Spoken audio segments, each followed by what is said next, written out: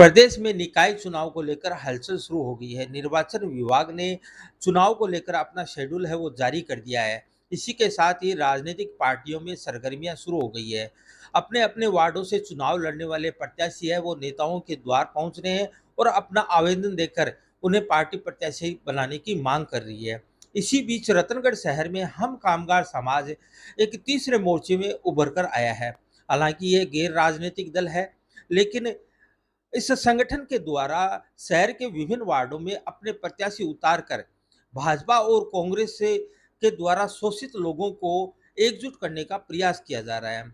आपको बता दें कि हम कामगार समाज में मूल ओबीसी, एससी, एसटी वर्ग के लोग हैं वो शामिल हैं।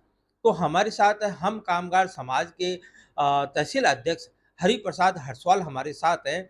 सर, निकाय चुनाव को लेकर क्या कहेंगे? किस प्रकार हम कामगार समाज की भूमिका रहेगी? हम कामगार समाज के लोग सारे संगठित होकर के 35 वार्डों में चुनाव लड़ेंगे।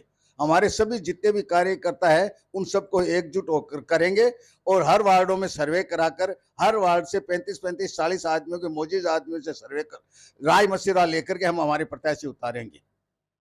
तो सर, जहाँ भाजपा और कांग्रेस है वो दोनों ही राजनीतिक पार्टियां अपने प्रत्याशी को चेयरमैन बनाने का दावा प्रस्तुत कर रही है, तो ऐसे में कामगार समाज की क्या भूमिका रहेगी? हम भी कोशिश करेंगे चुनाव का रिजल्ट आने के बाद में और हम मिलजुल के सब तय करेंगे कि हम भी कामगार समाज का चेयरमैन बनाने की कोशिश करेंगे। हम जनरल सीट पे भी हमारे कामगार के व्यक्तियों को चुनाव लड़ाएंगे, एससी के व्यक्तियों को भी हम काम जनरल सीटों पे चुनाव लड़ाएंगे।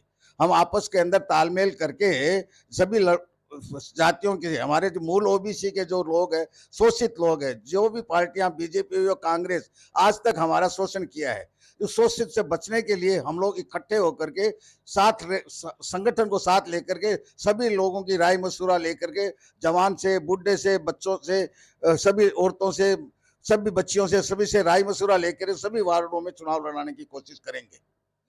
सर, इस बार लॉटरी प्रक्रिया में ये देखने को आया है कि रतनगढ़ के 45 वार्डों में, जहां 30 वार्डों में सामान्य सीटें आरक्षित की गई है और 9 ओबीसी की है और 6 एससी एसटी की है, जबकि ये आंकड़ा बहुत कम है। और अगर गत चुनाव की बात करें तो उसमें मूल ओबीसी के जो प्रत्याशी थे वो बहुत ज्यादा थे। इसमें ऐसा है कि राज्य सरकार ने हमारे साथ अन्याय किया है। इसके जनगणना के जो आंकड़े आने चाहिए थे, 52% ओबीसी की जाति हैं, उसके साथ अन्याय किया गया है। इन लोगों ने सही ढंग से सर्वे नहीं किया।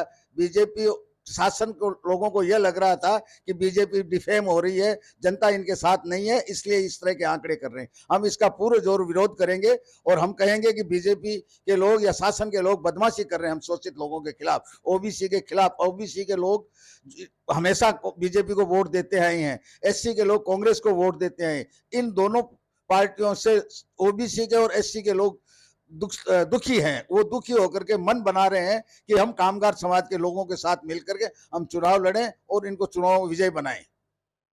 तो क्या सर, चुनावों की जो रणनीति है वो रतनगढ़ से सीमित रहेगी या रतनगढ़ विधानसभा तक इसका विस्तार होगा?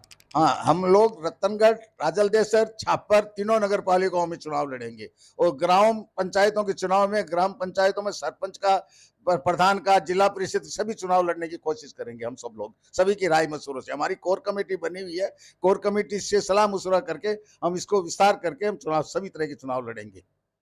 सर, वर्तमान में हम कामगार समाज है वो गैर राजनीतिक संगठन है, तो आगामी समय में इसकी क्या रणनीति रहेगी?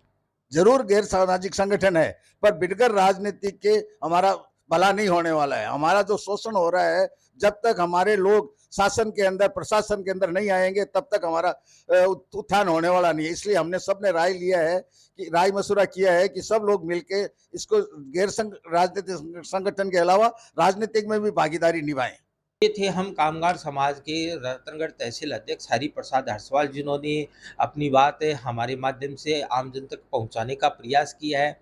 हम कामगार समाज के तत्वावधान में इस बार निकाय चुनाव में और संगठन के माध्यम से महत्वपूर्ण भूमिका निभाने का प्रयास किया जा रहा है। रतनगढ़ क्षेत्र की बात करें तो रतनगढ़ के 45 वार्डों में करीब 35 से प्रत्याशी उतारने की, चुनावी मैदान में उतारने की तैयारियां हैं वो हम कामगार समाज के तत्वावधान में चल रही है। और इसके अलावा राजलदेश्वर और छापर कस्बे में भी हम कामगार समाज के बैनर तले प्रत्याशियों को उतारा जाएगा और इस संगठन का ये प्रयास रहेगा कि तीनों ही क्षेत्रों में जो पालिका अध्यक्ष है वो हम कामगार समाज का बने। तो इसी के साथ हम आपको अलविदा कहेंगे। कमेंट कर ज़रूर बताएं आपको ये खबर कैसी लगी। धन्यवाद।